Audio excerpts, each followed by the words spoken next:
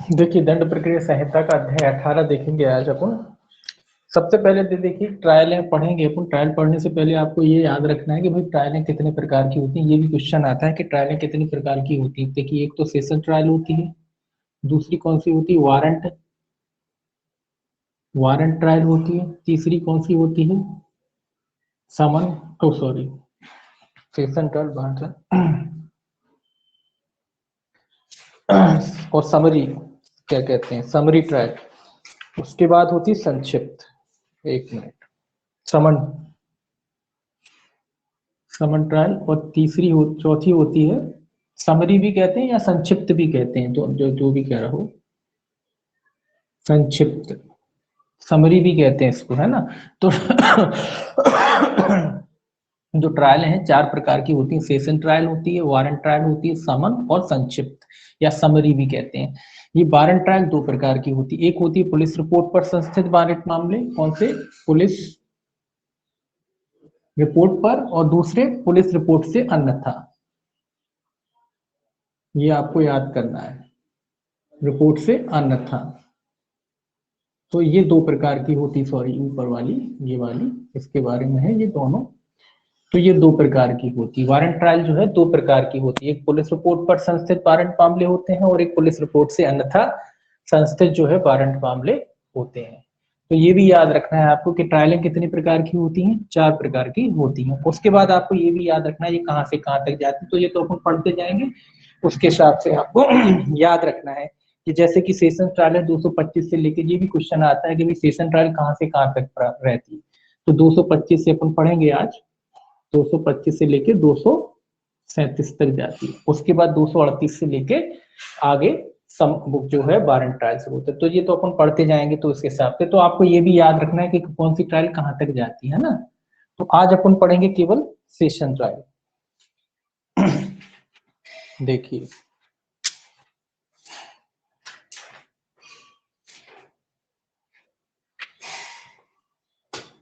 इसको थोड़ा सा मिटा लें।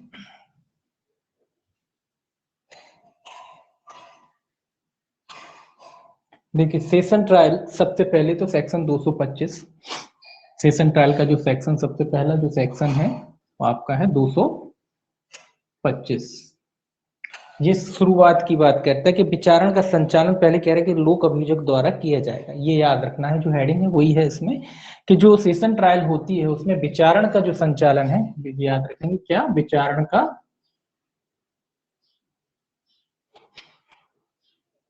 संचालन। तो ये कहता है 225 के भाई जो सेशन ट्रायल होती है, सेशन न्यायालय में जो ट्रायल चलती है उसमें विचारण का संचालन कौन करता है, मतलब किसकी तरफ से होती है, कौन करता है विचारण का संचालन, लोक अभियोजक द्वारा किया जाएगा। तो विचारण का संचालन किसके तरफ, संचालन मतलब उसको प्रारंभिक मामले को रखना, संचालन का मतलब क्या है, मामले को रखना न्यायालय के समक्ष। तो ये कह रहा है विचारण का संचालन किसके द्वारा किया जाएगा।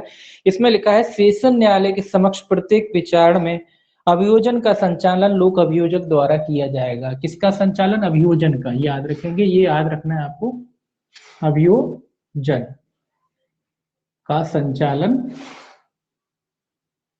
कौन करता है, लोक अभियोजक। याद रखना है आपको, ये लोक अभियोजक के द्वारा किया जाएगा, लोक अभियोजक, ठीक है। ये भी क्वेश्चन आता है। तो सेशन में ये तो आप जानते हैं कि सेशन न्यायालय में मामलों का संचालन कौन करता है, लोक अभियोजक करता है। और मजिस्ट्रेट के न्यायालयों में मामलों का संचालन कौन करता है, सहायक लोक अभियोजक करता है ना। तो ये याद रखना है आपको। सेशन न्यायालय जो होता है उसमें मामलों का संचालन कौन करता है, लोक अभियोजक। और मजिस्ट्रेट के जो न्यायालय होते हैं उनमें मामलों का संचालन कौन करता है, सहायक लोक अभियोजक, ठीक है। तो इसको याद रखेंगे। तो ये कह रहा है कि भाई जो ट्रायल शुरू होगी उसमें मामले का संचालन किसके द्वारा किया जाएगा। पहले तो ये रैंक बता दी है कि कौन करेगा, लोक अभियोजक करेगा, ठीक है। अब देखिए ट्रायल शुरू होगी 226 सेक्शन से। हालांकि 225 गिना जाता है, ऐसा नहीं कि 225 आप कहो कि नहीं 226 से शुरू होगी। 225 कहता है कि लोक अभियोजक के द्वारा मामले का संचालन किया जाएगा, है ना, प्रारंभ किया जाएगा, प्रारंभ करेगा, अनाउंसमेंट होता है, प्रारंभ होता है ना, उसके हिसाब से। अब देखिए 226 क्या कहता है, कैसे होगा प्रारंभ। ये कहता है अभियोजन के मामले में कथन का आरंभ क्या है, ये याद रखना है। कथन कहां से शुरू होता है मामला, कथन के आरंभ से, कथन का आरंभ कथन का आरंभ का मतलब क्या है? कथन के आरंभ का पहले इसे पढ़ लें। देखिए, ये कहता है जब अभियुक्त धारा 209 के अधीन मामले की सुपुर्दगी के अनुसरण में न्यायालय के समक्ष हाजिर होता है या लाया जाता है। दोनों ही बातें हैं कि धारा 209 के अधीन जो अभियुक्त है न्यायालय के समक्ष या तो सुपुर्द किया जाता है मामले को, या फिर जो अभियुक्त है उसको न्यायालय के समक्ष लाया जाता है, तब अभियोजन अपने मामले का कथन अभियुक्त के विरुद्ध लगाए गए आरोप का वर्णन करते हुए और यह बताते हुए आरंभ करेगा कि वह अभियुक्त के दोष को किस साक्ष्य में साबित करने की प्रस्तावना करता है। तो ये कह रहा है कि भैया जब कथन का आरंभ कैसे होगा, सबसे पहले तो जब मामला, ये तो आप जानते हैं, ये भी याद रखना है आपको, सेक्शन 209, ये तो आप जानते हैं कि सेशन न्यायालय में मामला कैसे आता है, 209 के अधीन आता है, कमिट होकर आता है, या सुपुर्दगी के अनुसरण में न्यायालय के समक्ष हाजिर होता है या लाया जाता है। जो अभियुक्त चाहे सुपुर्द किया गया हो या फिर उसको लाया गया हो न्यायालय के समक्ष लाया जाता है, तब अभियोजन अपने मामले का कथन कौन करेगा? अभियोजन क्या करता है? आप मामले का कथन, ये याद रखना, मामले का कथन। मामले का कथन क्या होता है भाई? मामले का कथन होता है जिसका उस पर आरोप लगाता है, जो अपने अपराध किया उसका कथन ये करता है कि ये फलाने व्यक्ति हैं, इन्होंने फलाना फलाना अपराध किया है और मेरे पास इनके खिलाफ पुख्ता सबूत है और मैं इन सबूतों के द्वारा इनको साबित करना चाहता हूँ। उस तरीके से क्या करेगा? कथन। जैसे आपने फिल्मों में देखा होगा ना, तो जैसे जो लोक अभियोजक होता है वो क्या बोलता है? पहले अपराध के बारे में बताता है कि इन्होंने, क्या नाम है इनका, कौन सा अपराध किया है इन्होंने, और इनको मैं कैसे साबित करना चाहता हूँ। तो उसी तरीके से, एक तरीके से ये टाइटल बना के ये बताएगा न्यायालय को कि फलाना फलाना अपराध किया है इन्होंने, उन पर ये धारा लगी है, इन्होंने ये अपराध किया है और इनके खिलाफ ये हमारे पास पुख्ता सबूत है और हम इन साक्ष्य से क्या करना चाहते हैं? इसको साबित करना चाहते हैं। तो इस तरीके से कथन आरंभ करके वो क्या करेगा? मामले का संचालन करेगा, या कह दीजिए मामले को प्रारंभ करेगा। क्या करेगा? मामले को प्रारंभ करेगा। कौन करेगा? लोक अभियोजक। और जो भी साक्ष्य वगैरह है वो बताएगा, आरोप का वर्णन करते हो। काय का वर्णन करते हो? आरोप का। मैंने कहा ना आरोप का। काय का वर्णन करेगा? आरोप का।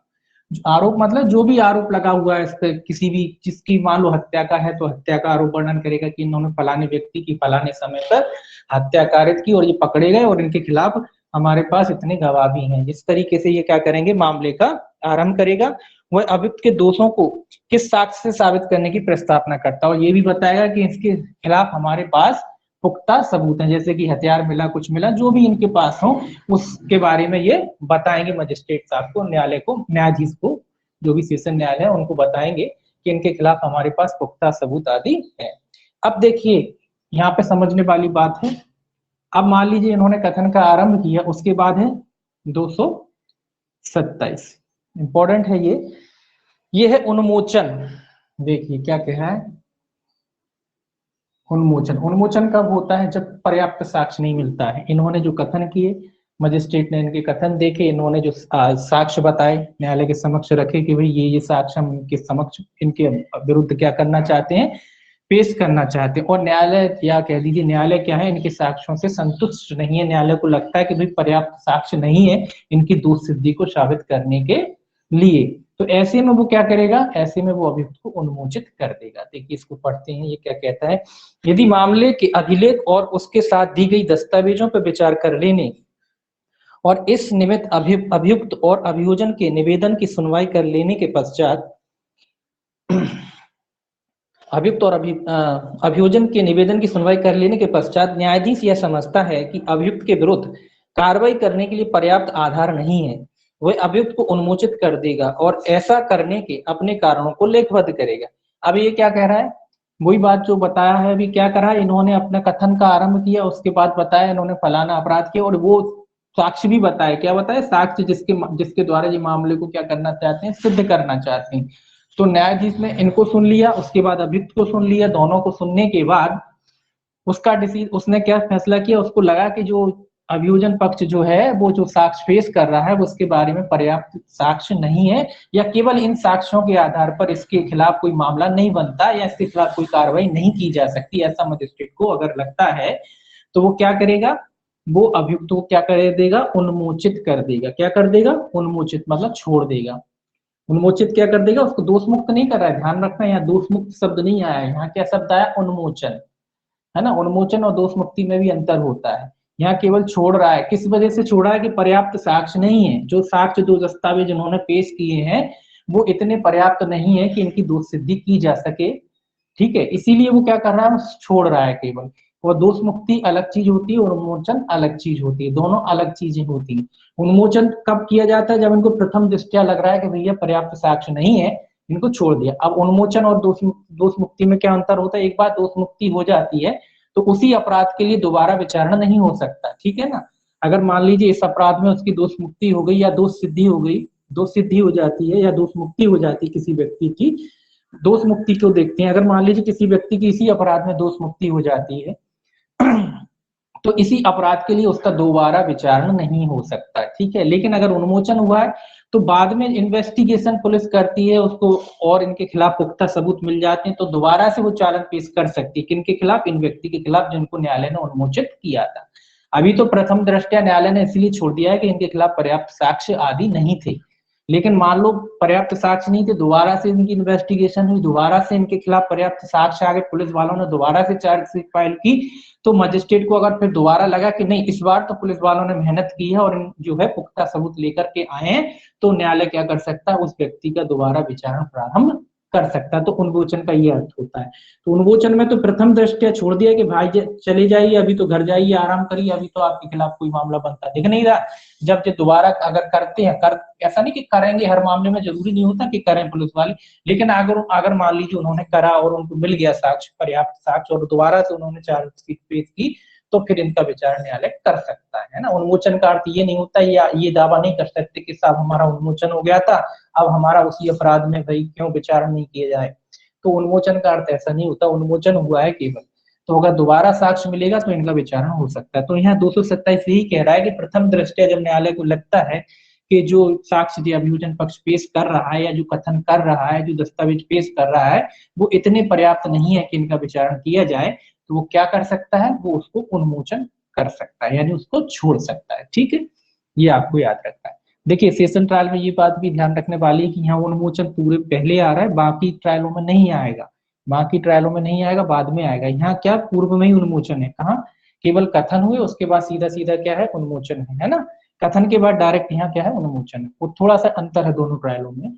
देखिए तो यहाँ क्या कह रहा है, उन्मोचन, 227 में क्या है, उन्मोचन। तो क्रम भी याद रखना है आपको, पहला ये याद रखना है विचारण का संचालन, और ये भी याद रखना है कि जो सेशन ट्रायल की प्रक्रिया कैसे शुरू होती है, 209 से शुरू होती है, यहाँ से शुरू होती है कि 209 से सेशन। ये भी क्वेश्चन आता है कि सेशन न्यायालय में जो है मामला कैसे शुरू होता है, कैसे शुरू होता है, लोक अभियोग के कथन के साथ शुरू होता है। कैसा होता है, लोक अभियोग के कथन से प्रारंभ होता है। तो ये भी पूछी जाती है चीजें, जब आपका क्वेश्चन बनता है ट्रायलों में से, तो छोटी छोटी चीजें भी पूछी जाती है। प्रारंभ भी पूछेंगे कि सेशन ट्रायल का प्रारंभ कैसे होता है, क्वेश्चन आता है कि सेशन ट्रायल का प्रारंभ कैसे होता है, प्रारंभ होता है लोक अभियोग के कथन से। कैसे होता है, लोक अभियोजक के कथन से। ये आपको याद रखना है कि इसका प्रारंभ कैसे होता है, लोक अभियोजक के कथन के साथ सेशन ट्रायल का प्रारंभ होता है। दूसरा ये भी पूछा जाता है कि इसमें उन्मोचन कहाँ है, कहाँ दिया गया है सेशन ट्रायल में, तो धारा भी याद रखना है कि 227 में क्या दिया गया है, उन्मोचन दिया गया है। तो इस तरीके से बीच बीच में से क्वेश्चन इसमें से बनते हैं ट्रायल में से, तो ये भी याद रखना है आपको कि इस उन्मोचन का प्रोविजन कहाँ दिया गया है, सेक्शन 227 में। देखिए अब आप जानते हैं कि भाई आगे पढ़ेंगे सेक्शन 228। अब भाई उन्मोचन हो गया, और मान लीजिए उन्मोचन नहीं होता है, ये तो एक कंडीशन हो गई कि साहब उन्मोचन हो गया। अगर मान लो उन्मोचन हो गया तो मामला यहीं खत्म हो जाएगा, है ना। अब लेकिन उन्मोचन नहीं हुआ है तो क्या हुआ, ट्रायल आगे बढ़ेगी। क्या होगा, ट्रायल आगे नहीं चलेगी। अगर उन्मोचन नहीं हुआ है, यानी न्यायालय को लगता है कि साहब उन्मोचन नहीं करना चाहिए, मामला बनता दिख रहा है, तो क्या होगा, ट्रायल आगे बढ़ेगी। ट्रायल आगे बढ़ेगी तो क्या होगा, आरोप लगाए जाएंगे। ट्रायल आगे बढ़ेगी तो क्या लगाए जाएंगे, आरोप। अगर ट्रायल आगे बढ़ेगी तो न्यायालय क्या लगाएगा, न्यायालय स्वाभाविक सी बात है चार्ज फ्रेम करेगा, फ्रेमिंग इन द चार्ज कहते हैं, तो आरोप लगाएगा। क्या लगाएगा न्यायालय फिर, जब उन्मोचन नहीं किया यानी मामला बनता दिख रहा है, तो क्या करेगा, आरोप लगाएगा।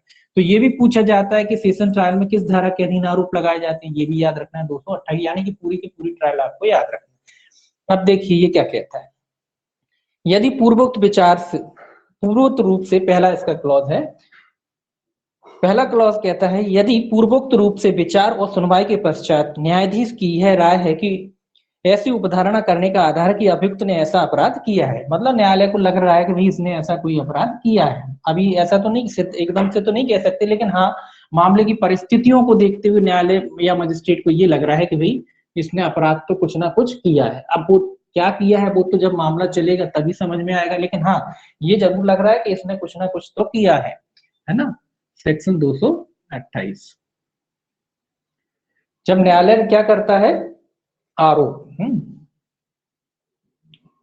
जब न्यायालय ने ऊपर कुल मिला के उसका अनुमोचन नहीं किया है और प्रथम दृष्टया कुल मिला के न्यायालय को लग रहा है कि इसने अपराध किया है, तो न्यायालय क्या करेगा, पहला कहता है ए, क्या कर सकता है सेशन न्यायालय, ए, अन्यथा सेशन न्यायालय द्वारा विचारणीय नहीं है तो वह अभियुक्त के विरुद्ध आरोप विचित कर सकता है और आदेश द्वारा मामले को विचारण के लिए मुख्य न्यायिक मजिस्ट्रेट या किसी प्रथम श्रेणी न्यायिक मजिस्ट्रेट को अंतरित कर सकता है और अभियुक्त को मुख्य न्यायिक मजिस्ट्रेट या जैसा भी मामला हो प्रथम श्रेणी न्यायिक मजिस्ट्रेट के समक्ष पेश होने के लिए निर्देशित कर सकेगा। उस दिन जिसे वह मजिस्ट्रेट, क्या लिखा है, उस दिन जिसे वह मजिस्ट्रेट उचित समझे तथा उसके पश्चात वह मजिस्ट्रेट उस मामले का विचारण पुलिस रिपोर्ट पर संस्थित वारंट मामले के विचारण के लिए प्रक्रिया के अनुसार करेगा। देखिए पहली कंडीशन ये क्या कह रहा है, पहली जो कंडीशन है वो ये कह रहा है कि जब सेशन न्यायालय के समक्ष अगर कोई मामला आता है और सेशन न्यायालय जो आरोप लगाया है, आरोप, अब सेशन न्यायालय के समक्ष मामला आ गया लेकिन सेशन न्यायालय को लग रहा है कि जो सेशन न्यायालय द्वारा विचारणीय नहीं है, क्या कह रहा है, सेशन न्यायालय द्वारा उसको लग रहा है कि विचारणीय नहीं है,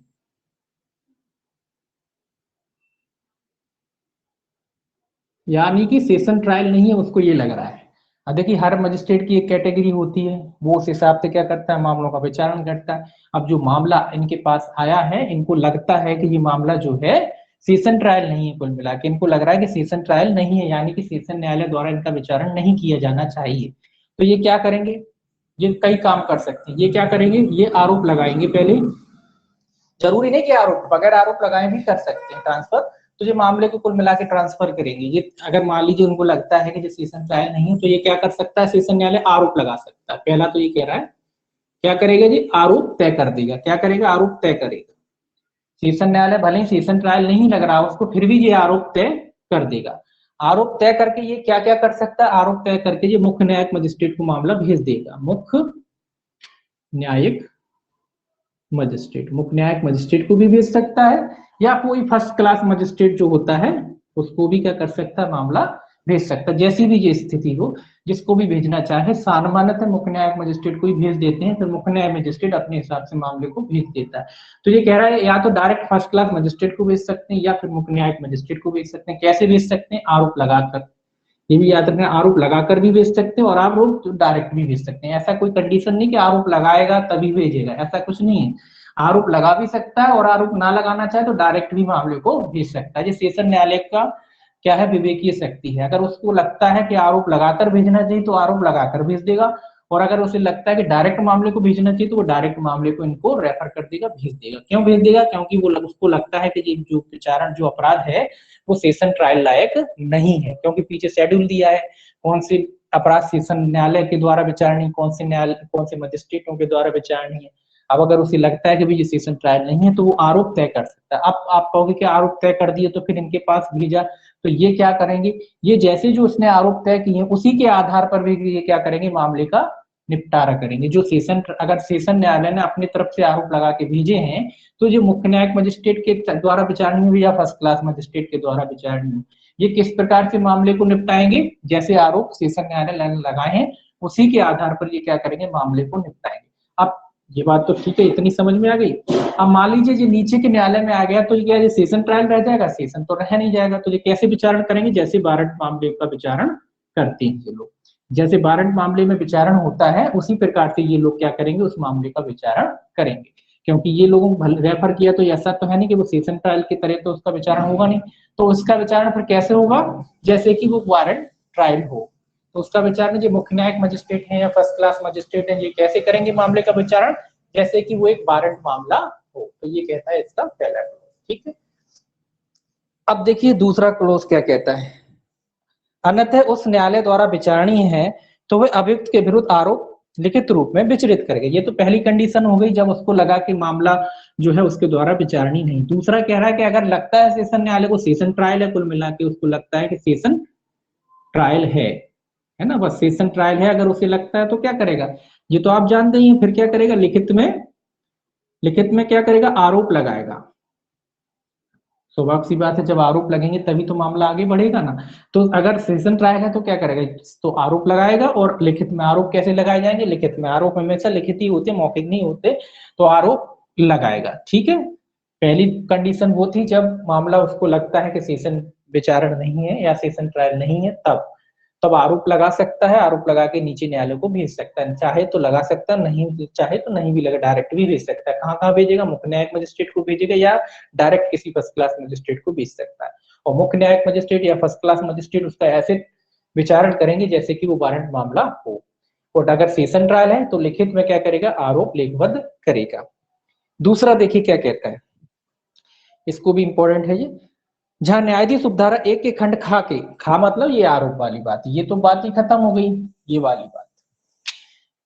जहां न्यायाधीश उपधारा 1 के खंड के अधीन कोई आरोप विचरित करता है, वहां वह आरोप अभियुक्त को पढ़कर सुनाएगा और समझाएगा, और अभियुक्त से यह पूछा जाएगा कि क्या वह उस अपराध का जिसका आरोप लगाया गया है दोषी होने का अभिवचन करता है या विचारण किए जाने का दावा करता है।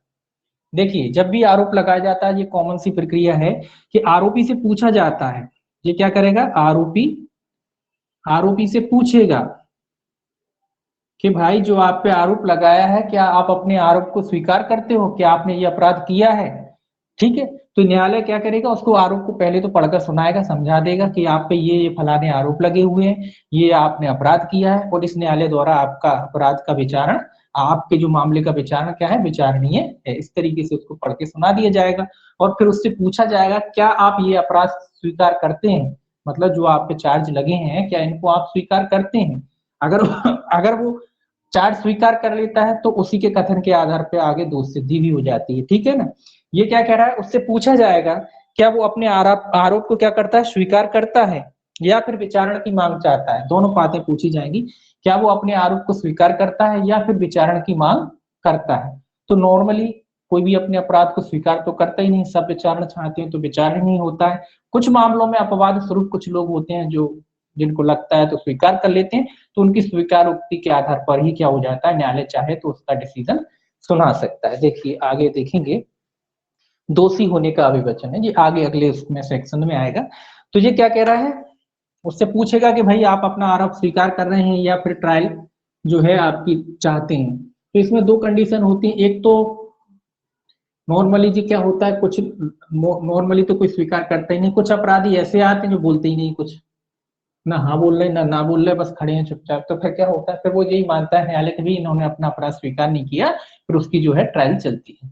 ठीक है, तो इस तरीके की बात है। अब देखिए सेक्शन 229 क्या कहता है, ये आगे की प्रक्रिया है। अब उसको बता दिया ना कि आप अपना अपराध स्वीकार करते हैं कि नहीं करते हैं। अगर मान लीजिए उसने स्वीकार नहीं किया तो फिर आगे की प्रक्रिया अभी तो दोषी होने का अभिवचन है, ये दोषी होने का अभिवचन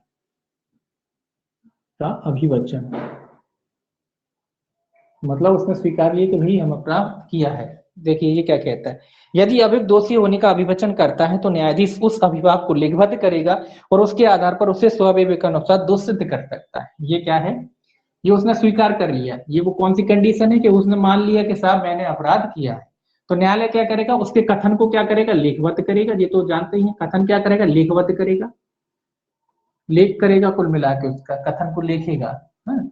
कथन का लेखा करेगा यानी लेखबद्ध करेगा। ठीक है, और उसी के आधार पर क्या कर रहा है, उसी के आधार पर क्या कर सकता है, उसको दोष सिद्ध कर सकता है। क्या कर सकता है, दोष सिद्ध, फिर ट्रायल यहीं खत्म हो जाएगी, है ना। तो उसी के आधार पर क्या कर सकता है, उसको दोष सिद्ध कर सकता है। अगर वो स्वीकार कर लेता है तो उसी के कथन के आधार पर क्या कर सकता है, उसको दोष सिद्ध कर सकता है। जब कोई व्यक्ति अपने अपराध को स्वयं स्वीकार कर लेता है तो मजिस्ट्रेट उसके कथनों को लिखबद्ध करेगा और उसी के कथन के आधार पर उसको दोष सिद्ध किया जा सकता है। अगर दोष सिद्धि हो जाती है सेशन ट्रायल में तो सेशन ट्रायल यहीं खत्म हो जाएगी। ठीक है, अगर सेशन ट्रायल में दोष सिद्धि हो जाती है तो ट्रायल कहाँ खत्म हो जाएगी, यहीं हो जाएगी खत्म।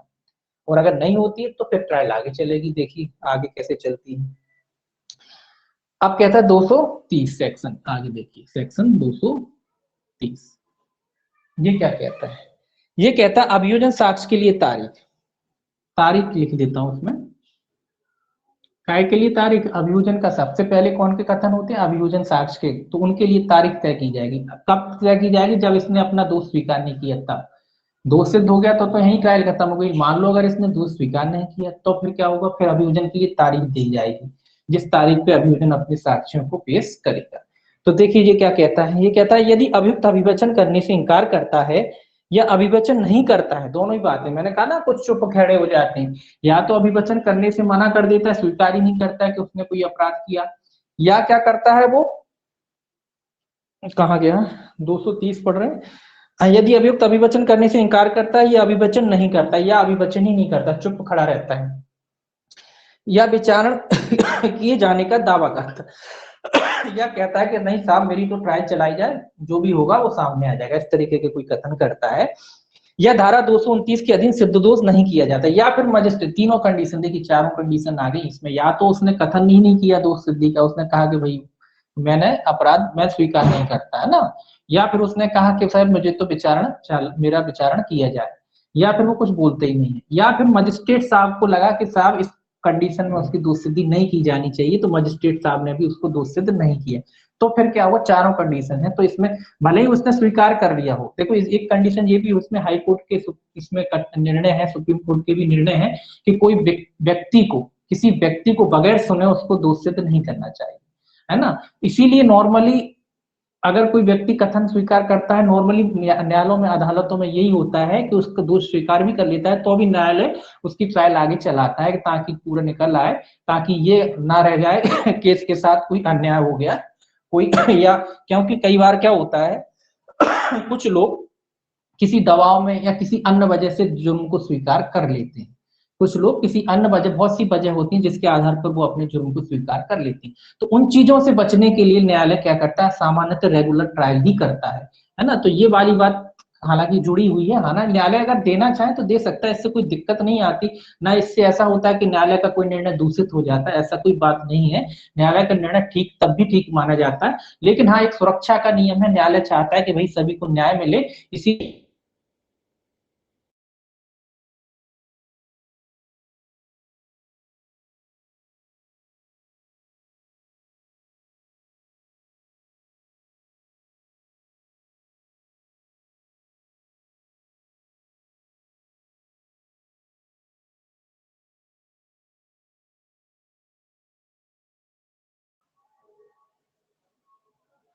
देखिए, अच्छा नेटवर्क चला गया था, तो क्या करता है सामान्यतः न्यायालय, क्या करता है?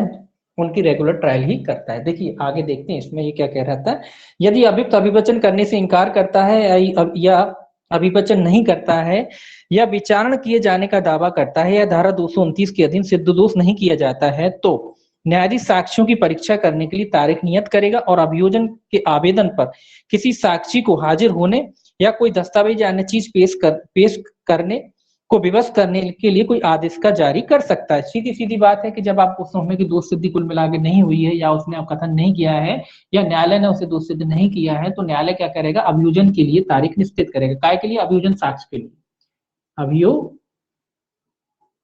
साक्ष्य काय के लिए तारीख नियत करेगा, ये याद रखना, अभियोजन साक्ष्य के लिए न्यायालय तारीख नियत करेगा। अभियोजन साक्ष्य के लिए अगली तारीख निश्चित की जाएगी, उस पर जो इनके साक्ष्य लिए जाएंगे, जो भी साक्षी, जो भी दस्तावेज, जो भी चीजें पेश करना चाहते हैं, जो एक निश्चित तारीख होगी उस पर ये पेश कर सकते हैं। अगर अभियोजन स्वाभाविक सी बात है, अभियोजन चाहेगा कि जो भी साक्षी उनको समन करवाए, कुछ भी करवाए, तो जो भी आदेशिका उचित होती है, न्यायालय से ये कह सकते हैं कि आदेशिका उसके बारे में क्या करें? आदेशिका, आदेशिका शब्द इसीलिए आया कि समन वारंट दोनों।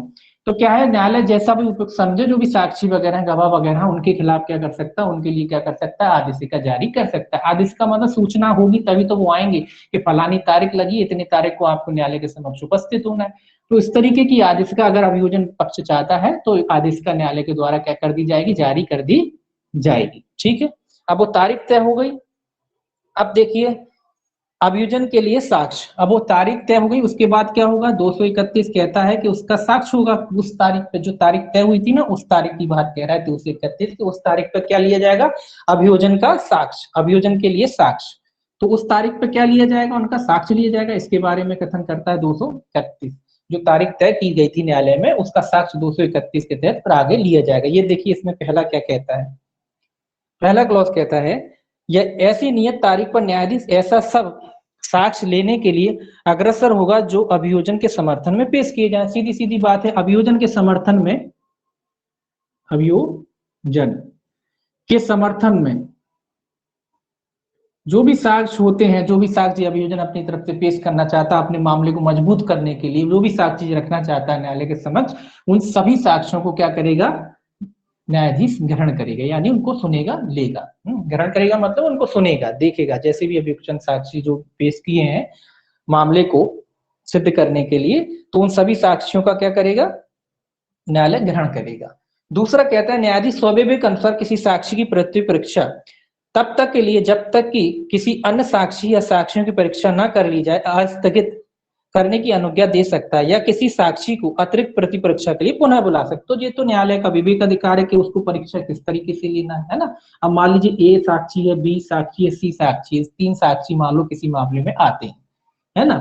अब तो न्यायालय का ये विवेकाधिकार है कि मान लो न्यायालय को लगा कि नहीं, एक काम करो, पहले बी इसको एक ही, जो एक मान लो सीधा है, ए आया है तो एक ही होना चाहिए, क्रम से होना चाहिए। न्यायालय को लगता नहीं, बोले एक काम करो, पहले सी की परीक्षा करेंगे हम, एक ही बाद में करेंगे, बी और सी की पहले करेंगे, फिर हम एक ही करेंगे। तो जो तो न्यायालय का विवेक अधिकार है, न्यायालय किसकी परीक्षा कैसे करना चाहता है, किसकी पहले करना चाहता है, किसकी बाद में करना चाहता है।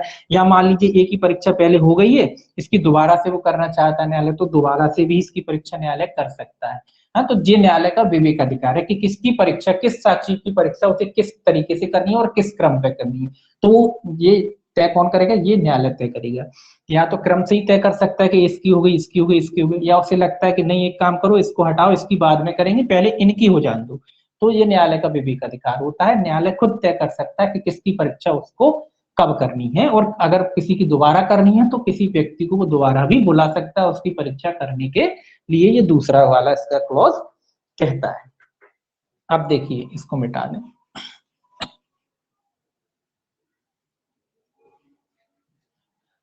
अब परीक्षा हो गई, उसके बाद देखिए अब परीक्षा हो गई है तो अब जो कौन की परीक्षा हुई, कौन के साक्ष्यों की परीक्षा हुई थी, अभी अभियोजन की। अभी अभियुक्त की तरफ से बचाव पक्ष नहीं आया, अभी केवल अभियुक्त की तरफ से जो सॉरी अभियोजन की तरफ से जो है मामला आया है, वो अभियुक्त की तरफ से जो साक्षी थे वो आए। अब अभियोजन का साक्ष्य पर विचार करने के बाद न्यायालय को लगता है कि भाई वह मामला नहीं बनता, देखिए दोष मुक्ति 232, देखिए 232 सेक्शन 232 क्या कहता है, दोष मुक्ति। याद रखेंगे, ये भी पूछा जाता है सेशन ट्रायल में, दोष मुक्ति। तो ये क्या है, दोष मुक्ति। कब दोष मुक्ति, जब अभियोजन का साक्ष्य हो गया और उस साक्ष्य में कोई निकला नहीं, कुछ पर्याप्त साक्ष्य नहीं था उसको सिद्ध करने का, तो फिर क्या होगा, फिर दोष मुक्ति हो जाएगी। देखिए उन्मोचन था, उन्मोचन जो होता है प्रारंभिक चरण में हो गया था, वहां कोई साक्ष्य वगैरह नहीं हुए थे, केवल जो मामले का कथन था उसी के आधार पर न्यायालय को लगा कि भाई मामला तो कुछ बन ही नहीं रहा, जो बात कर रहे हैं कुछ बन ही नहीं रहा। लेकिन यहाँ क्या हुआ, इनके अभियोजन के जो साक्षी थे उनके साक्ष्य होने के बाद न्यायालय डिसाइड कर रहा है कि जो साक्षी है कोई भरोसेमंद साक्षी वगैरह है नहीं, इनके आधार पर दोष सिद्ध नहीं किया जा सकता, तो वो क्या करेगा, दोष मुक्ति करेगा। देखिए ये क्या कह रहा है, यदि संबंधित विषय के बारे में अभियोजन का साक्ष्य लेने, अभियुक्त की परीक्षा करने और अभियोजन और प्रतिरक्षा को सुनने के पश्चात न्यायालय का यह विचार है कि इस बात का साक्ष्य नहीं है कि अभियुक्त ने अपराध किया है, तो न्यायाधीश दोष मुक्ति का आदेश अभिलिखित करेगा। अब ये क्या कह रहा है भाई ये कह रहा है जब अभियोजन का साक्ष्य हो गया और प्रतिरक्षा का इन्होंने क्या सुन रहा है, प्रतिरक्षा को सुनने के बाद, जो डिफेंस है डिफेंस को भी सुनने के बाद, तो ये कह रहा है अभियुक्त का साक्ष्य हो गया है, अभियोजन का साक्ष्य हो गया है और अभियोजन के साक्ष्य के बाद उसने डिफेंस को भी सुन लिया, जो डिफेंस होता है ना आरोपी की तरफ से, उनको भी सुन लिया, उनके कथन भी, क्योंकि दोनों कथन होंगे तभी तो पहले इनने अपने साक्ष्यों के जो साक्षी थे वो पेश कर दिए, उसके बाद डिफेंस को भी सुन लिया, डिफेंस ने कहा कि भैया इनके साक्षी तो भरोसेमंद है नहीं, जो भी साक्षी मतलब डिफेंस ने ये साबित कर दिया कि इनके जो साक्षी हैं भरोसे लायक नहीं है। अगर इस तरीके से डिफेंस ने साबित कर दिया और न्यायालय को डिफेंस की बात पे भरोसा हो जाता है, या न्यायालय को लगता है कि जो डिफेंस कह रहा है वो सही है और मामले में कोई ऐसा तथ्य नहीं है जिसके आधार पर इस व्यक्ति को दोष सिद्ध किया जा सके, तो वो क्या कर सकता है, आरोपी को दोष मुक्त कर सकता है। तो क्या कर देगा वो आरोपी को, जब पर्याप्त साक्ष्य से नहीं लग रहे हैं और डिफेंस की बात पर उसे भरोसा है, तो वो क्या करेगा, आरोपी को दोष मुक्त कर देगा। कितने सेक्शन में, 232 में। इसके आगे देखिए अगर दोष मुक्ति नहीं होती है, आगे की भी प्रक्रिया देखिए 233, ये कब है, जब दोष मुक्ति नहीं होती है। ये कह रहा है जब दोष मुक्ति नहीं होगी तो फिर डिफेंस चालू होगा। देखिए क्या कह रहा है, प्रतिरक्षा आरंभ करना। प्रतिरक्षा आरंभ करना मतलब अब डिफेंस चालू होगा। अब दोष मुक्ति अगर नहीं हुई है, मानना मतलब दोष मुक्ति नहीं हुई मतलब उसे छोड़ा नहीं गया, यहाँ न्यायालय ने नहीं छोड़ा, न्यायालय को लगा कि नहीं मामला है, तो फिर क्या होगा, फिर बचाव पक्ष चालू होगा। अब 233 में क्या होता है, प्रतिरक्षा आरंभ होगी। क्या होगी, प्रतिरक्षा। क्या चालू होगी, प्रतिरक्षा यानी डिफेंस का साक्ष्य होगा। अब डिफेंस अपनी तरफ से रखेगा कुछ बातें। देखिए ये क्या कहता है, पहला इसमें ये कहता है जहां अभियुक्त धारा 232 के अधीन दोषमुक्त नहीं किया जाता है, वहां उससे अपेक्षा की जाएगी कि वे अपनी प्रतिरक्षा आरंभ करे और कोई भी साक्ष्य जो उसके समर्थन में उसके पास हो पेश करे। क्या करे, समर्थन में क्या करे, साक्ष्य पेश करे। ये कह रहा है कि न्यायाधीश ने ये उसको दोषमुक्त नहीं किया है। अब न्यायालय डिफेंस से कहता है कि भैया आपके पास कोई आपकी दोष काय के सबूत हो, अपनी निर्दोषिता के कोई सबूत वगैरह हो, कोई भी साक्ष्य वगैरह हो, कोई भी गवाह वगैरह हो तो पेश करिए। अब आप कहोगे इनके पहले क्यों, इनके पहले ही ले लेते। इनके पहले इसलिए नहीं होते कि किसी भी मामले में, किसी भी आपराधिक मामले में दोष सिद्धि का भार किस पे होता है, अभियोजक पर होता है। ये भी याद रखना है, किसी भी आपराधिक मामले में दोष सिद्धि का वार किस पे होता है, अभियोजन पर होता है। इसलिए अभियोजन के कथन पहले होंगे, है ना। डिफेंस के कथन तो बाद में आएंगे, जो तो अपने बचाव के लिए जो है सबूत पेश करेंगे बाद में, जब अभियोजन के कथन हो जाएंगे। और अभियोजन के कथन से भी जब ये लगता है कि इन्होंने अपराध किया है, तब इनके डिफेंस के साक्ष्य होंगे।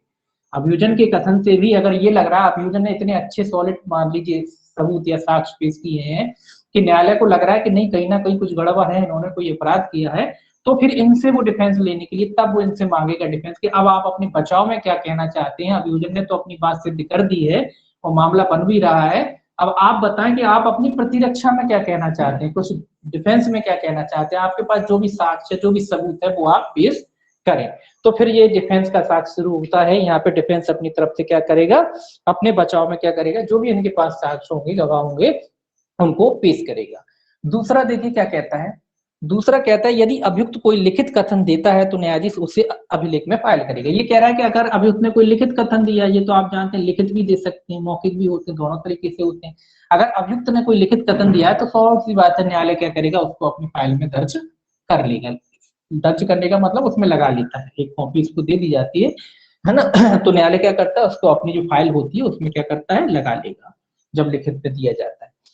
तीसरा कहता है यदि अभियुक्त किसी साक्षी को हाजिर होने या कोई दस्तावेज या चीज पेश करने को विवश करने के लिए कोई आदेशिका जारी करने के लिए आवेदन करता है तो न्यायाधीश ऐसी आदेशिका जारी करेगा जब तक कि उसके ऐसे कारणों से जो लेखबद्ध किए जाएंगे यह विचार ना हो कि आवेदन इस आधार पर नामंजूर कर दिया जाना चाहिए कि वह तंग करने या विलंब करने या न्याय के उद्देश्य को विफल करने के प्रयोजन से किया गया है। अब ये जो चूंकि ये कह रहा है कि भाई डिफेंस को भी मौका देना चाहिए, तो डिफेंस भी अगर किसी व्यक्ति को उपस्थित कराना चाहता है, किसी साक्षी को बुलाना चाहता है, तो वो भी न्यायालय से क्या करवा सकता है, आदेशिका जारी करा सकता है। वो भी कह सकता है कि भाई साहब न्यायालय से कि इनके खिलाफ आदेशिका जारी करे ताकि इनको बुला के इनकी परीक्षा की जा सके, किसी भी साक्षी को। हाँ ये न्यायालय अगर ये जरूर न्यायालय देख लेता है कि भाई ये तंग करने के उद्देश्य से तो नहीं कर रहे, जबरदस्ती मामले को तो डिले तो नहीं करना चाहते, अगर ऐसा कुछ नहीं है तो न्यायालय इनको आदेश, इनके कहने पर आदेशिका जारी कर सकता है, जिसके खिलाफ भी आदेशिका जारी कराना चाहते हैं।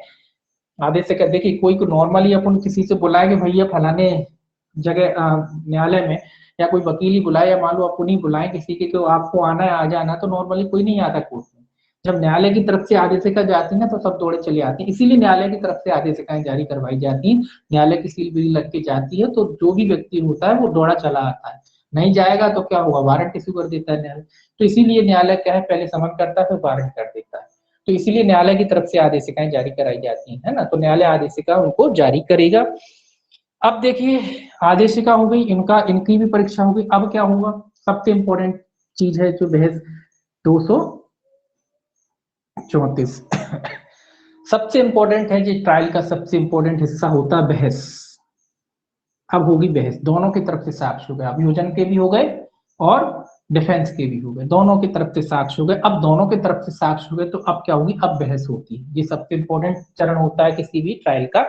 ये देखिए ये क्या कह रहा है, जब प्रतिरक्षा के साक्ष्यों की यदि कोई परीक्षा समाप्त हो जाती है तो अभियोजन अपने मामले का उपसंहार करेगा और अभियुक्त या उसका प्लीडर उत्तर देने का हकदार होगा।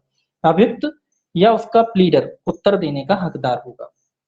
परंतु कह रहा है, परंतु जहां अभियुक्त या उसका प्लीडर कोई भिन्न विधि प्रश्न उठाता है, वहां अभियोजन न्यायाधीश की अनुज्ञा से ऐसे विधि प्रश्नों पर अपना निवेदन कर सकता है। ये क्या कह रहा है, जब प्रतिरक्षा के साक्ष्यों की, मतलब ये डिफेंस के साक्ष्यों की परीक्षा हो जाती है, समाप्त हो जाती है, तो अभियोजन अपने मामले का उपसंहार करेगा और अभियुक्त या उसका प्लीडर उत्तर देने का हकदार होगा। कौन हकदार होगा? अभियुक्त और उसका जो प्लीडर है, वकील है, वो उसका हकदार होगा। मतलब जो भी बातें सामने निकल के आई है उपसंहार करेगा, मतलब एक तरीके से मामले का क्लोजिंग होगी, क्लोजिंग की जाएगी कि भैया अब इनका मामला हो गया, इनको कड़ी से कड़ी सजा दी जाए, मैंने अपनी बात रख दी है। यही कहता है लोक अभियोग लास्ट में कि सारी बातें रख दी गई हैं, इनका सबूत भी सुन लिया गया है, इनके आधार पर कुछ सिद्ध नहीं हो रहा है, ये कड़े कड़े से कड़े इनके दंड देने की क्या किया जाए, इनको कड़े से कठोर दंड दिया जाए। इस तरीके से उपसंहार होता है। उसके बाद बहस होती है। बहस में जो भी क्वेश्चन इनसे पूछे जाते हैं, कौन से अभियुक्त वगैरह से, अभियुक्त से और उसके प्लीडर से, वो क्या करेंगे, उसका जवाब उसको कौन को देते हैं, लोक अभियोग को पूछता है, जो उसके जवाब देते हैं। मतलब एक दूसरे के खिलाफ एक तरीके से जवाब होते हैं, जो पूछता है उसका ये जवाब देते हैं। तो और ये कह रहा है कि अगर कोई विधि का प्रश्न अगर पूछ लिया जाता है, तो ये कह रहा है कि वहां अभियोजन न्यायाधीश की अनुज्ञा से ऐसे विधि प्रश्नों पर अपना निवेदन कर सकता है। अगर कोई विधि का प्रश्न अगर आ जाता है, तो ये तो आप बात जानते ही है, तो न्यायाधीश की अनुमति से क्या कर सकता है, अपना आवेदन कर सकता है। अब जब बहस हो जाती है दोनों पक्षों में, दोनों को सुन लिए, एक पक्ष कहता है ये है, एक नहीं कहता है, मतलब सिद्धि का एक तरीके से भार हो जाता है। एक कहता है कि ये बात है, एक कहता है कि नहीं, आपने जो पेश किया वो गलत, वो कहता है कि ये मान लो ये सबूत मिला है, तो वो कहेगा कि नहीं, इस तरीके से नहीं मिला, पुलिस ने ये करा वो करा। इस तरीके से बहस होती है दोनों में। इसमें काफी बहस होती है ये वाले मैटर में। अब बहस होने के बाद ये क्या होगा, दोनों की बहस हो गई, अब तो फाइनली क्या हो सकता है, दोष मुक्ति या दोष सिद्धि।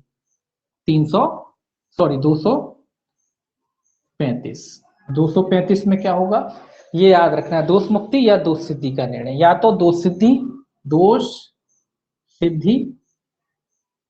या क्या होगा, दोष मुक्ति। देखिए जब कोई ट्रायल हो गया है, तो ट्रायल में दो ही चीजें होती हैं। फिर जब ट्रायल निपट गया, तो उसमें दो ही चीजें हो सकती हैं, या तो दोष सिद्धि होती है या दोष मुक्ति होती है।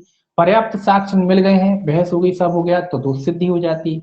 अगर पर्याप्त साक्ष्य नहीं मिले हैं या कोई मामला बनता नहीं दिख रहा है, तो क्या हो जाता है, दोष मुक्ति हो जाती है। तो 235 उसी के बारे में कह रहा है। ये क्या कह रहा है, देखिए पहला कह रहा है बहस और विधि प्रश्न यदि कोई हो सुनने के पश्चात। तो क्या कह रहा है, बहस को सुनने के बाद, जब न्यायाधीश ने क्या सुन लिया, बहस सुन लिया, या कोई विधि का प्रश्न था तो उसको सॉल्व कर लिया गया, उसको निपटारा हो गया है। जब कोई बहस समाप्त हो गई है, बहस को सुनने के बाद, और कोई विधि का प्रश्न था उसको निपटाने के बाद। कौन सा पढ़ रहे थे अपन, 235 सेक्शन 235। तो ये कह रहा है बहस हो गई है, उसके बाद, या कोई विधि का प्रश्न था तो उसके निपटाने के बाद या उस पर निर्णय देने के बाद न्यायालय क्या करेगा, दूसरा क्लॉज देखिए, यदि अभियुक्त दोष सिद्ध किया जाता है, तो न्यायाधीश उस दशा के सिवाय जिसमें वह धारा 360 के उपबंधों के अनुसार कार्रवाई करता है, दंड के प्रश्न पर अभियुक्त को सुनेगा और तब विधि के अनुसार उसके बारे में दंडादेश देगा। ये क्या कह रहा है, धारा 360 के उपबंधों के अनुसार कार्रवाई करता है, दंड के प्रश्न पर, काय के प्रश्न पर सुनेगा, अब चूंकि दंड के प्रश्न पर, इनके बाद दंड के प्रश्न पे भी सुना जाएगा इन्हें। तो ये कह रहा है कि न्यायाधीश जब इनको लगता है कि बहस होने के बाद न्यायालय अपना जो या विधि का जो प्रश्न था उसको भी निपटा दिया है, उसके बाद अभियुक्त दोष सिद्ध किया जाता है। कब दोष सिद्ध किया जाता है, जब दोष सिद्ध किया जाता है, दोष सिद्ध, जब अभियुक्त दोष सिद्ध किया जाता है, तो न्यायालय क्या करेगा, दंड के विषय पे किसको सुनेगा, अभियुक्त को सुनेगा। कब, 360 में।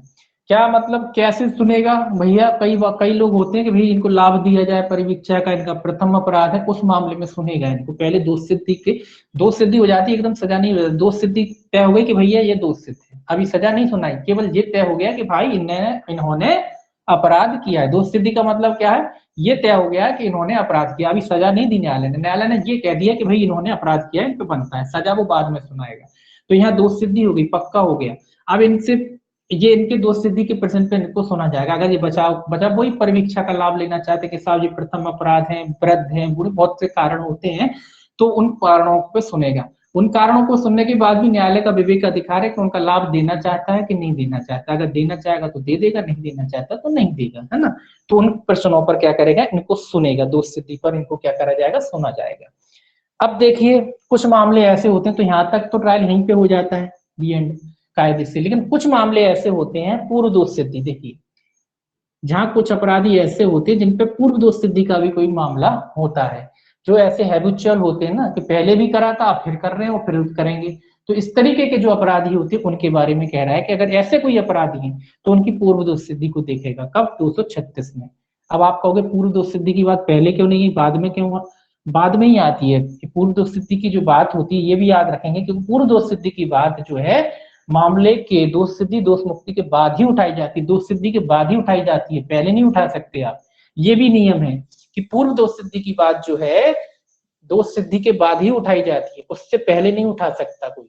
क्यों नहीं उठा सकता? उसका एक रीजन है, उसका ये रीजन है कि अगर आप पहले से ही पूर्व दोष सिद्धि की बात उठा देंगे, है ना, तो क्या होता है, एक मजिस्ट्रेट भी एक व्यक्ति होता है, एक आदमी होता है, उसकी टेंडेंसी बन जाएगी कि भाई ये आदमी अपराधी है, तो फिर उसका निर्णय क्या होगा, उससे प्रभावित हो सकता है। प्रभावित ये होगा कि वो ये धारणा बना के चलेगा भाई ये तो अपराधी है तो इसने तो यही होगा।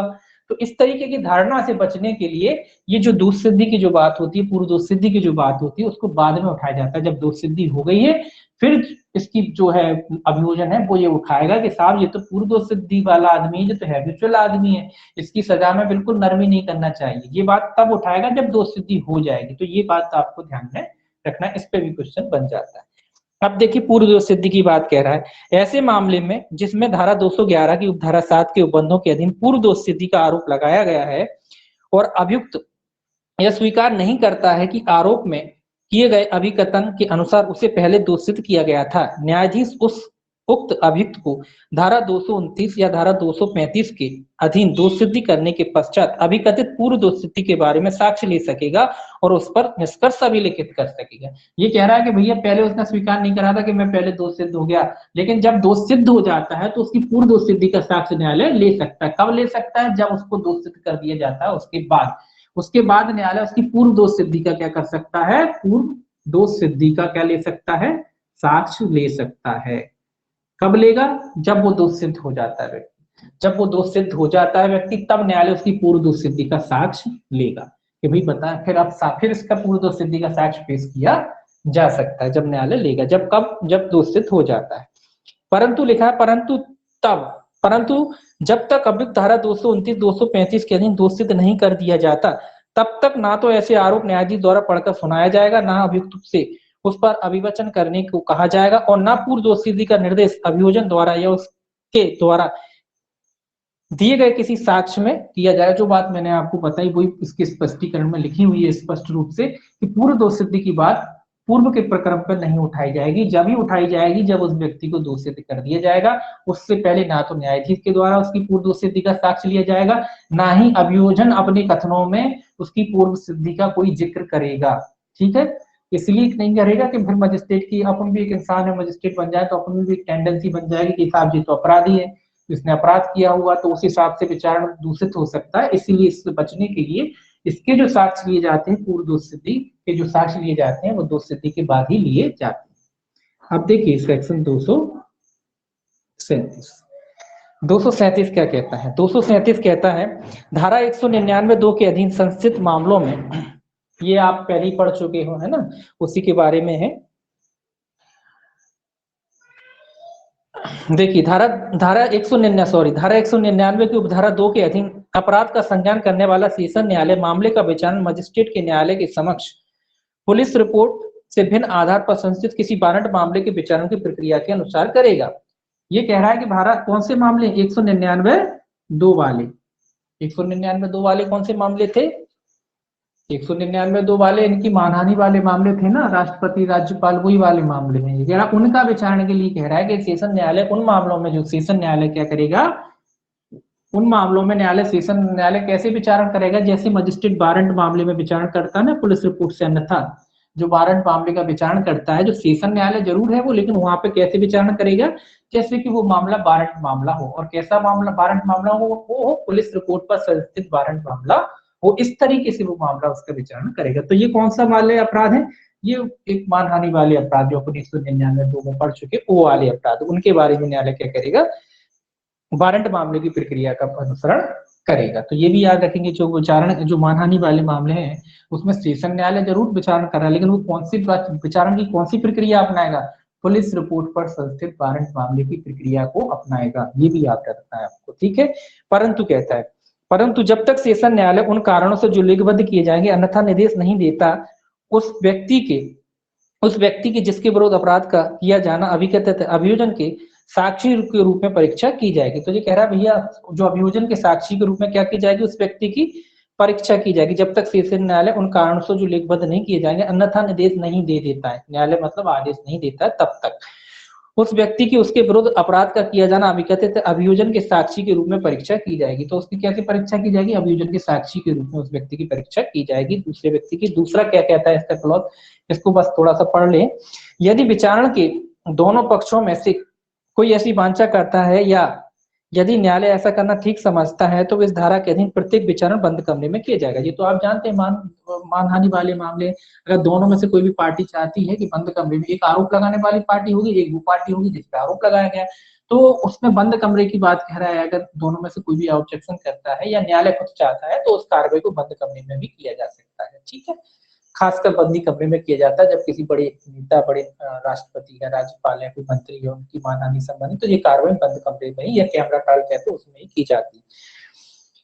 तीसरा क्या कहता है देखिए क्लॉज का, तीसरा कहता है यदि ऐसे किसी मामले में न्यायालय सब अभियुक्तों को या उनमें से किसी को उन्मोचित या दोष मुक्त करता है और उसकी यह राय है कि उसके या उनमें से किसी के विरुद्ध अभियोग लगाने का उचित आधार नहीं था, तो वह उन्मोचन या दोष मुक्ति के अपने आदेश द्वारा राष्ट्रपति, उपराष्ट्रपति या किसी राज्य के राज्यपाल या किसी संघ राज्य क्षेत्र में प्रशासक से भिन्न उस व्यक्ति को जिसके विरुद्ध अपराध का किया जाना अभिकथित किया गया था यह निर्देश दे सकेगा कि वह कारण दर्शित करे कि वह उसे अभियुक्त को या जब ऐसे अभियुक्त एक से अधिक हो तब उनमें से प्रत्येक को या किसी को प्रतिकर क्यों ना दे। ये क्या कह रहा है, ये कह रहा है कि भैया अगर न्यायालय को लगता है कि जिनके खिलाफ आरोप लगाया गया था कि भैया इन्होंने मानहानि वगैरह की है, राष्ट्रपति की, राज्यपाल की, जिनकी भी मानहानि की है, उनको न्यायालय, एक भी व्यक्ति हो सकता है, एक से अधिक भी व्यक्ति हो सकते हैं, इनको जब न्यायालय छोड़ता है या एक को छोड़ता है या सबको, है ना, दोनों दो, मान लो दो व्यक्ति हैं, इसको छोड़ दिया इसको नहीं छोड़ा, या मान लो दोनों को छोड़ी, जैसी भी स्थिति हो, तो ये कह रहा है कि भाई इसमें अगर न्यायालय जब इनको छोड़ता है तो न्यायालय ये भी आदेश पारित कर सकता है जिसने आरोप लगाया, जिसने भी आरोप लगाया कि इन्होंने मानहानि की है, कि भाई साहब इनको प्रतिकर क्यों नहीं दिलाया जाए, आपने क्या करा, इन पे झूठा आरोप लगाया कि भाई इन्होंने मानहानि की, इन्होंने तो कोई मानहानि की नहीं है। तो उल्टा न्यायालय क्या कर सकता है, इनको प्रतिकर दिलाने का आदेश भी पारित कर सकता है, पूछ सकता है कि भैया इनको प्रतिकर क्यों नहीं दिया जाए, इनका आपने टाइम बर्बाद किया और इनको जबरदस्ती आपने कहा कि मानहानि की, इन्होंने तो कोई मानहानि नहीं की है। तो न्यायालय चाहे तो, ऐसा नहीं कि कंपलसरी नहीं है, न्यायालय चाहे तो इनको प्रतिकर दिला सकता है।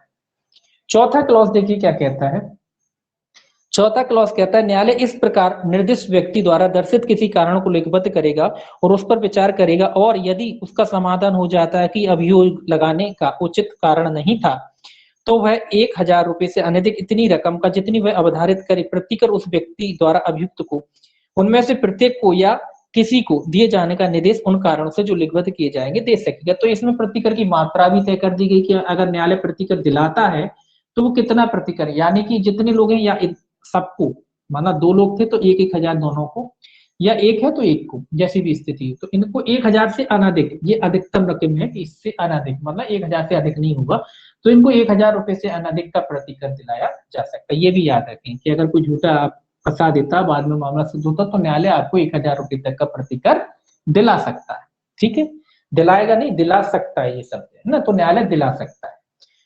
पांचवा क्लॉज इसका क्या कहता है, देखिए यही देख लीजिए। पांचवा क्लॉज कहता है उपधारा 4 के अधीन अधिनिर्णित प्रतिकर ऐसे वसूल किया जाएगा मानव मजिस्ट्रेट द्वारा अधिरूपित जुर्माना हो। ये तो आप जानते हैं कि जब प्रतिकर दिया है तो ऐसे ही वसूला जाएगा उससे जैसे कि वो जुर्माना हो, ठीक है।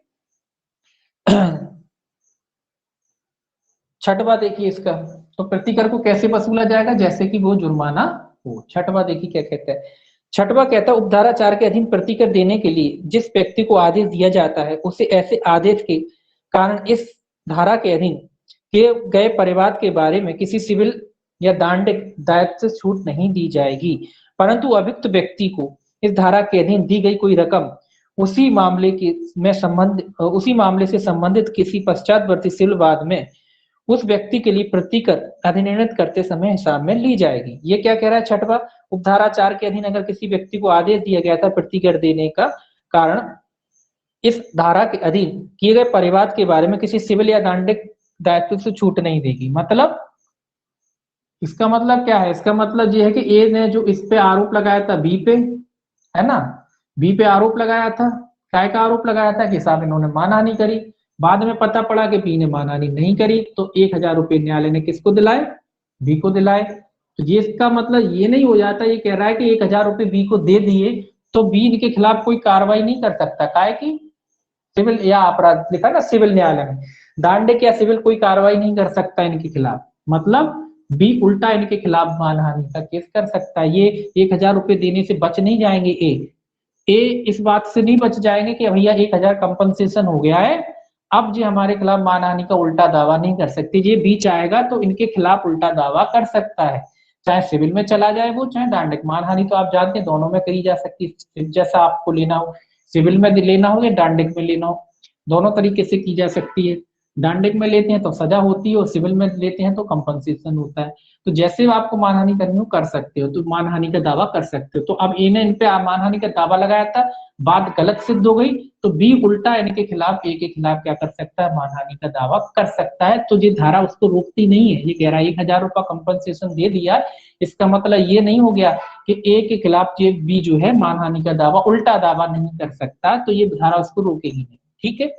लेकिन ये कह रहा है कि भाई जब बी की बात आएगी, जब बी की बात आएगी, वो न्यायालय द्वारा बी को, मान लो बी ने इनके खिलाफ क्या कर दिया? दावा कर दिया मानहानि का, और न्यायालय ने कोई भी रकम मान लो इसमें निर्धारित करी। किसके लिए निर्धारित करी? ए, क्योंकि भैया ए जो है बी को, मान लो न्यायालय ने कहा कि साहब 5000 रुपए का प्रतिकर देगा ए, किसको देगा? बी को, क्योंकि ए ने झूठा आरोप लगाया था, तो इसको प्रतिकर देना पड़ेगा। कितना प्रतिकर देना पड़ेगा? 5000 का। अब चूंकि बी ने क्या लिया था? 1000 यहाँ प्रतिकर, तो जो 1000 इसमें से माइनस हो जाएंगे, जो बी के मामले में माइनस हो जाएंगे, तो इनको कितना प्रतिकर मिलेगा? 4000 रुपये। तो इसके मामले में जब न्यायालय निश्चित करता है तो वो रकम इसमें समायोजित हो जाएगी। हालांकि इसको इस बात करने से नहीं रोक रही, लेकिन जो रकम मिलेगी उसको इसमें समायोजित कर लिया जाएगा। परंतु कहता है, अब देखिए सातवां, देखिए क्या कहता है। सातवां कहता है, उपधारा 4 के अधीन प्रतिकर देने के लिए जिस व्यक्ति को आदेश दिया जाता है वह उस आदेश की अपील जहां तक वह प्रतिकर के संदाय के संबंध में उच्च न्यायालय में कर सकता है। ये कहता है कि भाई जिस व्यक्ति को भी आदेश दिया है न्यायालय ने, किसका? उपधारा 4 के अधीन। उपधारा 4 के अधीन मतलब एक तो दिया था कि भैया आप इनको देंगे 1000 रुपये, और अगर ये व्यथित है, ये को लगता है कि नहीं हमारे खिलाफ गलत आदेश दिया, हम प्रतिकर क्यों दे, तो वो उच्च न्यायालय में यानी हाई कोर्ट लिख लीजिए, क्या करेंगे? हाई कोर्ट में क्या कर सकता है? अपील कर सकता है। क्या कर सकता है? अपील। कौन कर सकता है? ए। न्यायालय के निर्णय के खिलाफ ए क्या कर सकता है? हाई कोर्ट में अपील चाहे तो कर सकता है। फिर हाई कोर्ट डिसाइड करेगा कि भाई इनका जो प्रतिकर्ता सही है क्या गलत है, तो ये हाई कोर्ट में अपील कर सकते हैं। आठवां कहता है, जब किसी अभियुक्त व्यक्ति को प्रतिकर दिए जाने का आदेश दिया जाता है तब उसे ऐसा प्रतिकर अपील पेश करने के लिए अनुज्ञात अवधि के बीत जाने के पूर्व, या यदि अपील पेश की गई है तो अपील के विनिश्चय कर दिए जाने के पूर्व नहीं दिया जाएगा। ये तो आप जानते हैं सिंपल सा नियम है। ये क्या कह रहा है? मान लो इन्होंने क्या कर दिया है? अपील कर दिया है, तो जो 1000 रुपये की रकम है, ये कह रहा है अब कब मिलेगी? ये या तो अपील का समय बीत जाए, मान लो जो भी अपील का समय 30 दिन 60 दिन जो भी समय हो परिसीमा विधि के तहत, जो भी समय निश्चित है वो समय नहीं बीत जाता, या तो अपील का समय ही बीत जाए, खत्म हो जाए, जो भी अपील का समय होता है वो निकल जाए, या मान लो अपील का समय निकल जाता है तो मतलब इनका अपील का राइट खत्म हो गया, अब अपील कर ही नहीं सकते, तो प्रतिकर की राशि मिल जाएगी इन्हें। या फिर मान लो इन्होंने अपील कर दी है, तो जब तक अपील का निपटारा नहीं हो जाता, क्या नहीं हो जाता? निपटारा।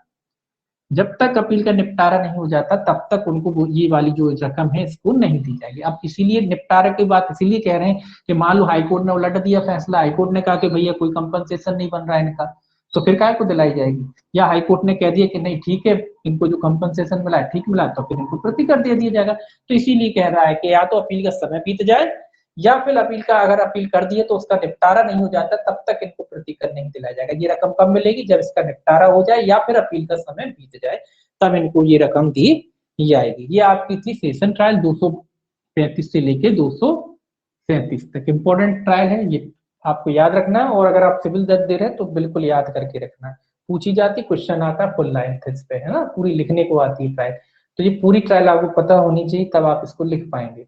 पूरी ट्रायल आपको याद होनी है, पूरी 235 से लेके 237 तक पूरे के पूरे क्लॉज आपको क्या करनी है, इसको याद करनी है, ठीक है। तब जाके आपकी ये ट्रायल हो जाएगी, क्योंकि मेंस का भी इस पे क्वेश्चन बनता है।